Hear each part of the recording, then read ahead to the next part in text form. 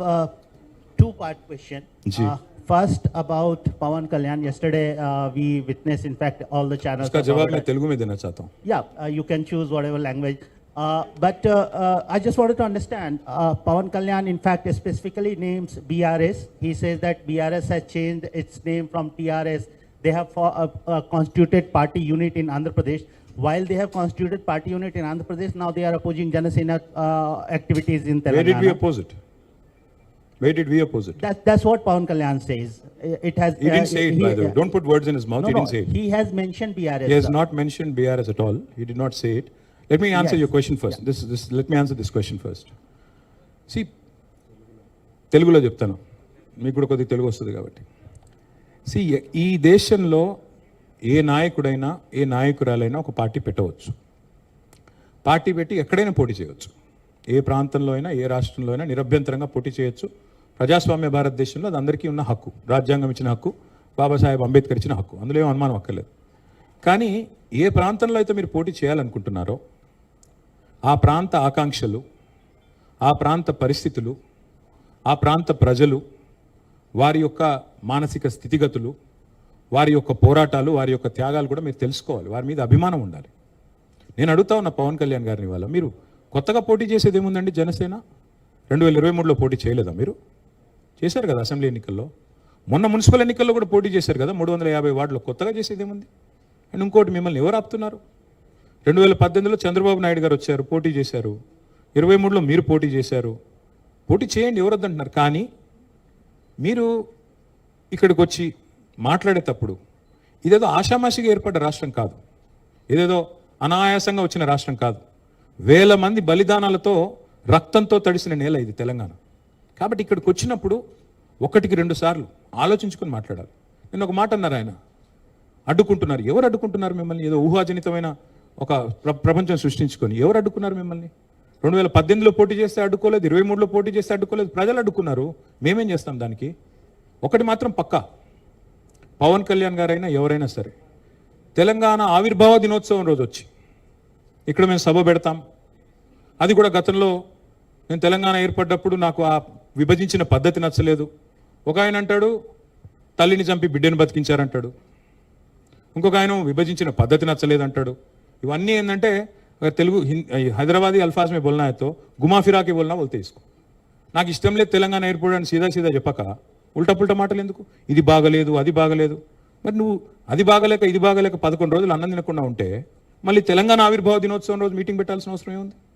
సరే మీటింగ్ పెడదాం అనుకున్నావు, అడ్డుకున్నది ఎవరు? కాంగ్రెస్ ప్రభుత్వం. ఏమైనా అనాలనుకుంటే వాళ్ళని అనాలా? కాబట్టి పవన్ కళ్యాణ్ గారైనా ఎవరైనా ఈ దేశంలో ఎక్కడైనా పోటీ చేయొచ్చు, మాకు అభ్యంతరం లేదు. పోటీ చేశారు కూడా కదా మీరు. 2023 में भी आप बहुत करे. మీ అయ్యే జాగీరా. నేను ఒకటి మాత్రం పవన్ కళ్యాణ్ గారు గుర్తుపెట్టుకోవాలి, తెలంగాణ ఖచ్చితంగా తెలంగాణ భూమిపుత్రుల జాగీరు.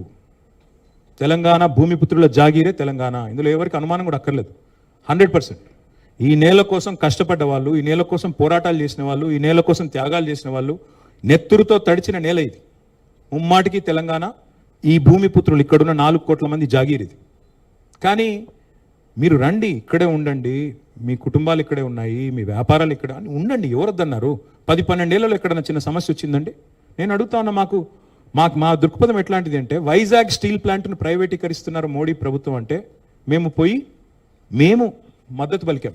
తప్పు ఇది మీరు చేస్తుంది, పబ్లిక్ సెక్టర్ అండర్టేకింగ్స్ని కాపాడాలని రిక్వెస్ట్ చేశాం. That is our philosophy. ప్రాంతాలుగా విడిపోయినా ప్రజలుగా కలిసి ఉండాలని కోరుకున్నాం. కానీ నిన్న పవన్ కళ్యాణ్ గారు ఇంకొక 2 మాటలు మాట్లాడారు.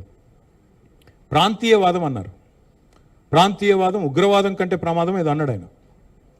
నేను వారికి గుర్తు చేస్తా ఉన్న, ప్రాంతీయవాదం అంటే మరి పొట్టి శ్రీరాములు గారు 58 రోజుల పాటు ఆత్మ బలిదానం చేసుకున్నారే, పోరాటం చేసి మద్రాస్ ప్రెసిడెన్సీ నుంచి వేర్పడి తెలుగు రాష్ట్రం కావాలి, లింగ్విస్టిక్ బేసిస్గా రాష్ట్రాలు ఏర్పడాలి అనే ఒక ఆకాంక్షతో వారు ఏదైతే పోరాటం చేశారో, లింగ్విస్టిక్ బేసిస్కి వారికి సంబంధం లేదు. మద్రాస్ నుంచి ఆంధ్ర రాష్ట్రం వేరుపడాలని పొట్టి శ్రీరాములు గారు 58 రోజులు నిరాహారదీక్ష చేశారు. అది కూడా ప్రాంతీయవాదం అంటారా? ప్రాంతీయవాదం అంటే నేను ఇంకో ప్రశ్న అడుగుతా ఉన్నా పవన్ కళ్యాణ్ గారిని. మోడీ గారు ఇవాళ ఆయన ప్రాంతం మీద అభిమానంతో, ప్రాంతీయవాదంతో తెలంగాణకు వచ్చిన ఇండస్ట్రీలను కొట్టుకొని పోతా ఉన్నాడు. కేన్స్ అనే పరిశ్రమ ఇక్కడ పెట్టాల్సి ఉంటే ఇక్కడ ఒప్పందం కుదుర్చుకుంటే మా హయాంలో మా గవర్నమెంట్లో దాన్ని తీసుకుపోయి గుజరాత్లో పెట్టించారు. మైక్రాన్ అనే సంస్థ ఇక్కడ పెట్టాల్సి ఉంటే పెట్టుబడి పెట్టేది ఉంటే దాన్ని తీసుకుపోయి గుజరాత్లో పెట్టుకున్నారు. మరి జాతీయవాదం ముసుగులో చేస్తున్న ఈ ఆర్థిక ప్రాంతీయవాదం కరెక్టా? ఏది కరెక్టు? అంటే ప్రధానమంత్రి గారు గుజరాత్కే ప్రధానమంత్రిగా వ్యవహరించడం కరెక్టా? చెప్తారా దీనికి సమాధానం పవన్ కళ్యాణ్ గారు? కాబట్టి ప్రాంతీయవాదం ఇంకో మాట చాలా విచిత్రమైన మాట అన్నారు నిన్న ఆయన. ఇంకొన్ని రోజులు అయితే జనగణమన పాడరు.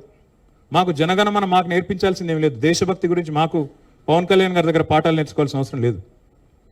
ఈ నేల ఆనాడు నిజాం సర్కార్కు వ్యతిరేకంగా పోరాటం చేసిన నేల, కమ్యూనిస్టులు కదం దొక్కిన నేల ఇది. కాబట్టి మాకు పోరాటాలు కొత్త కాదు, మాకు యుద్ధాలు కొత్త కాదు, త్యాగాలు కొత్త కాదు. మాకు వాటి గురించి జాతీయ భావన ఉంది. ఇక్కడ దేశాన్ని గౌరవించే సంస్కృతి ఉంది. We contribute to the nation.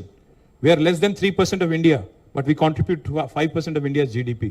So we don't need any kind of moral lectures or moral policing from. వారు ఆంధ్రప్రదేశ్ ఉప ముఖ్యమంత్రిగా వారిని గౌరవిస్తాం. వారిని ఆంధ్రప్రదేశ్ ఉప ముఖ్యమంత్రిగా డెఫినెట్ గౌరవిస్తాం. ఒక కళాకారుడిగా, ఒక నటుడిగా అభిమానిస్తాం. ఒక సోదరుడిగా ఇంటికి వస్తే బిర్యానీ పెడతా, హైదరాబాదీ బిర్యానీ పెడతా. కానీ వచ్చి మా సెక్రటేరియట్లో కూర్చొని పెత్తనం చేస్తాము మా రాజకీయాల్లో. మరి ఇంకా మొన్ననే కదా వేరుపడ్డది, ఇంత కష్టపడి 60 ఏళ్ళు పోరాటం చేసి మొన్న వేరుపడ్డాం 2014లో. మొన్న చంద్రబాబు నాయుడు గారు రానే వచ్చే 2018లో. మళ్ళీ ఇప్పుడు మీరు కూడా వస్తారు 2023లో. That's all I'm saying. And last word I will like to say on this.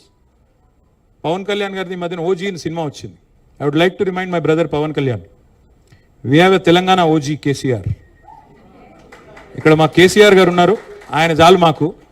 He will take care of us, he will take care of the state and our issues. A supplementary.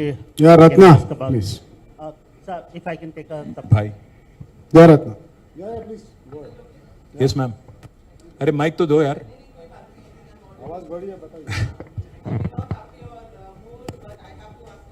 नहीं please बोलिए. You almost said the Ramayana and Ram and Sita, but the charge from BRS, from the Congress is that the BRS has left the state high and dry completely, that they have to pay 95,000 crores. I'm saying this question to your answer, to your statement yesterday saying that the Congress has undone what BRS has done. And another question is, Kishan Reddy made an allegation saying that the BRS fooled the people by promising Bangaru Telangana, but all they did was a Bangaru family. Could you please throw some light? Ma'am, unfortunately, Mr. Kishan Reddy doesn't have a problem when he has to work with Chandrababu Naidu ji, whose son is a minister, whose brother-in-law is an MLA. वहाँ पे उनको family politics नहीं दिखता है जहाँ उनको जरूरत है. बिहार में नीतीश जी और उनके लड़के के साथ काम करने में उसको कोई तकलीफ नहीं है.